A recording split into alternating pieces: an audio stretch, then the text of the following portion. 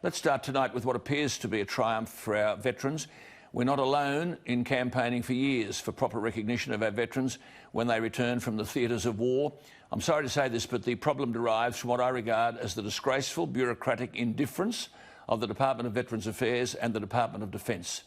We send our men and women to war to serve, but when things go wrong, the bureaucrats, and there we go again, Richo and I last week talking about the country being run by unelected bureaucrats, well, these people sit in air-conditioned comfort and make judgments about who amongst our returned servicemen and women are entitled to a benefit.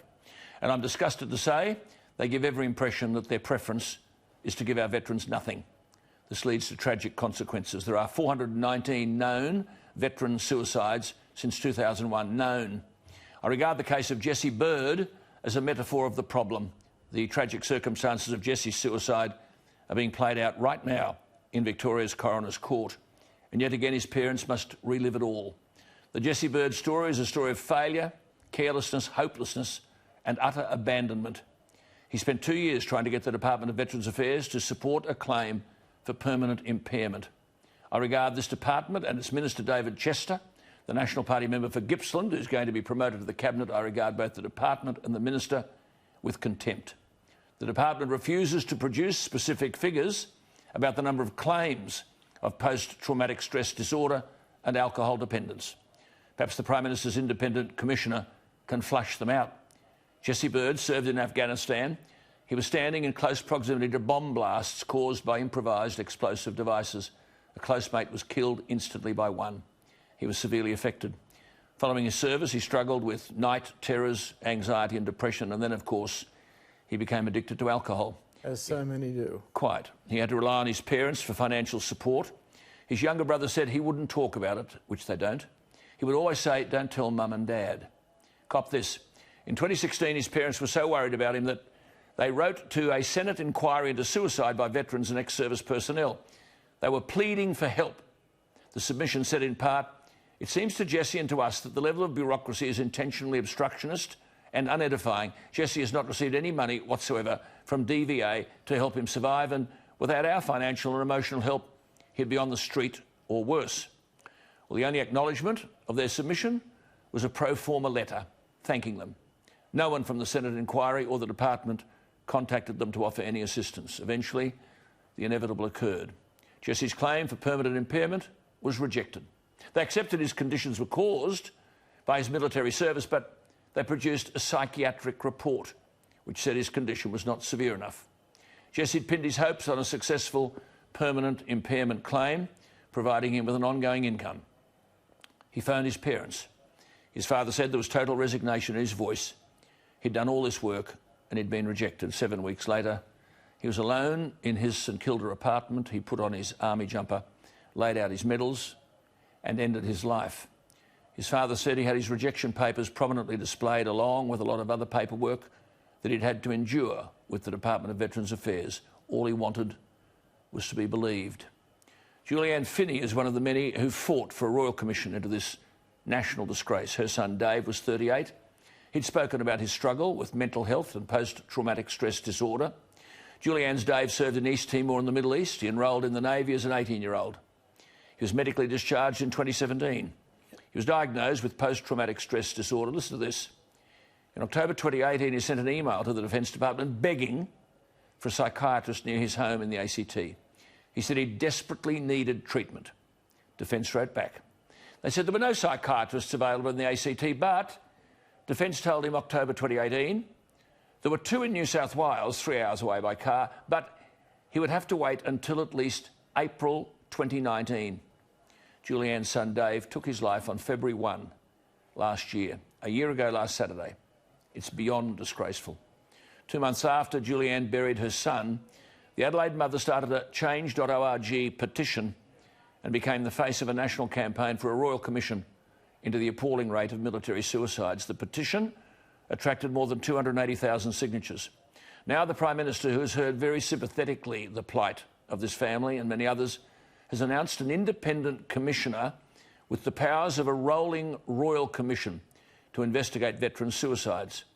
The people feeling uncomfortable today should be the Department of Veterans Affairs, the Defence Department and a succession of Defence and Veterans Affairs ministers his performance have been worse than useless. I must also congratulate here Sydney's Daily Telegraph newspaper, who for months launched a Save Our Heroes campaign. Now there's to be a commissioner who the Prime Minister said will examine every suspected Defence Force and veteran suicide.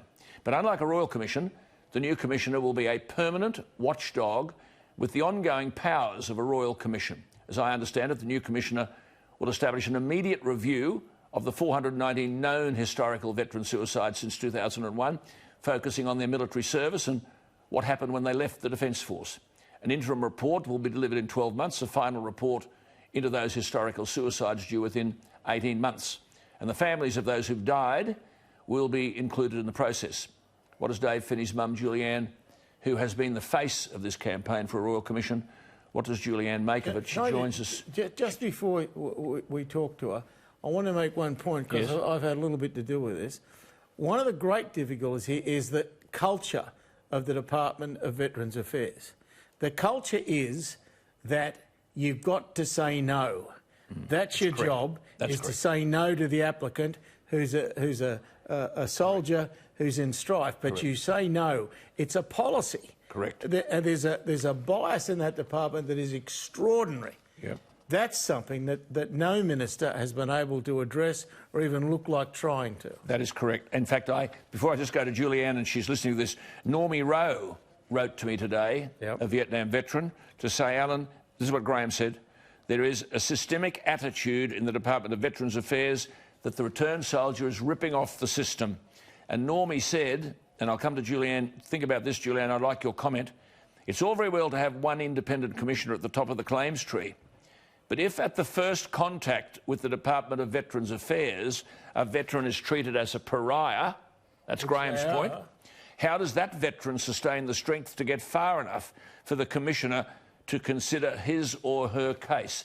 Julianne joins us from Adelaide. Now, Julianne, what do you make of this? Is this going to work? The more I look into it, and I do need to see the detail, and I do need to discuss this further with the Prime Minister, there are a couple of issues that are really bothering me. One is that the suicides that have already happened will get an independent review.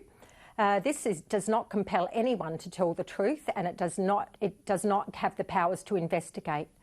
I like the part of a rolling commission into a suicide and suicidal ideation, but the whole point of this exercise is that we need veteran well-being and for our veterans that are still alive, and I can't see that happening.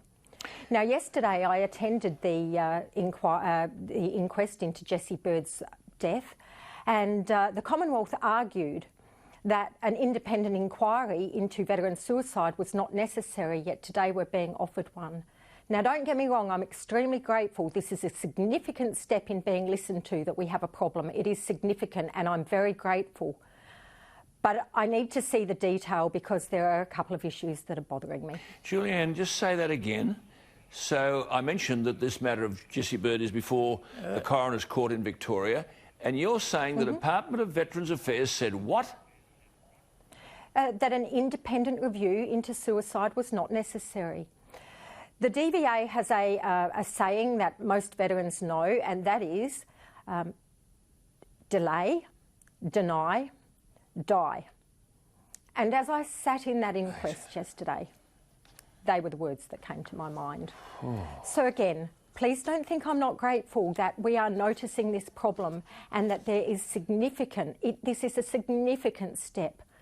But our veterans that are alive, we need veteran well-being for all our troops.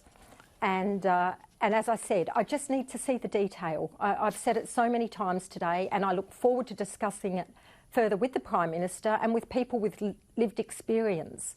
I certainly don't just want another layer of bureaucracy added. No. As Normie says, in the first phase, they're not going to meet the Commissioner first up. They'll meet someone from DVA who'll traumatise them again, and then they hope that they'll get referred to the Commissioner. Julianne, I know you and I have spoken earlier today, and I had a call on my program this morning from Owen, which I know you also heard, and I thought he made three very significant points which change could occur immediately. He said, firstly, I'll give you three things straight away to be done. A no-fault principle in relation to veterans' problems, that is, an automatic entitlement without navigating your way through an unsympathetic bureaucracy. Hey, no one... Here, right? That's one. Two, promote the Department of Veterans Affairs into the Cabinet. Though you'd need a better minister than we've got now. And three, instead of the gold card being available at 75 years of age, 75 years of age, make it available at 45 and available to people like Julianne, dependents, wives, people who suffer as a result of what's happening to their children. Julianne, they're pretty straightforward changes, aren't they? They are, and look, and they cost money, and money isn't an issue here. No. But I do think that it goes a lot further. I do think that for veteran wellbeing, we need to investigate, and I mean a Royal Commission investigation, to compel ADF and DVA to provide information and tell the truth as to where the breaks occur. We need to go right back to the beginning, to the core of the problem. Absolutely. So, again, I'm sounding like I'm arguing with such a significant step, but I just am worried about our veteran wellbeing, yes. and I do think that an independent inquiry is not needed. We have had enough inquiries, reports, Senate committees, forums. We've had enough, and certainly I think that this needs much more investigation. And with the rolling Royal Commission, what I'm feeling is that we're only going to be looking at suicide and suicidal ideation in the future with that. Again, not veteran wellbeing. Right. So I'm a bit confused, and I need to understand it a bit well, just better. one final thing before we go. As Normie Rowe made the point to me today, how long is it going to take for all this to happen? Will many veterans die in the interim? Look, and that's going to be the problem whether we have this or a Royal Commission. So what we need to do is keep working on it while this happens. We can't just drop everything and say, wait for a Royal Commission, or drop everything and wait for this commissioner. We have to keep going with the initiatives and working out what we can do now. And I believe that the government is working on that, what we can do now. But certainly what do we it do needs much about the deeper culture in the department? I mean, if that doesn't change, if those individuals in the department remain, if you like, anti their clients, and that's how they've looked for years, then none of these reforms work, because at the coalface is where it has to work. That's right. That's right. Well, I think absolutely. That's part of it. Look, sorry, Julia. Things look like it's all about saving money, and I don't believe it's the people at DVA. They have a job to do, but they follow directions from higher up. And so, it's not so much about, I think that DVA employees are doing their job as instructed. So, again, it needs a full investigation. Okay. With the Productivity Commission report, they said it wasn't fit for purpose. Let's do it right. Let's do it right this time. Absolutely. Good on you. Well, look, you've been wonderful. I don't know how you handle things day in, day out. You've lost your son. None of us can envisage what that must mean, especially when that son's in the service of his country. So we'll keep in touch, Julianne, and the nation wishes you well and satisfaction from the process. Thank you so much for your time.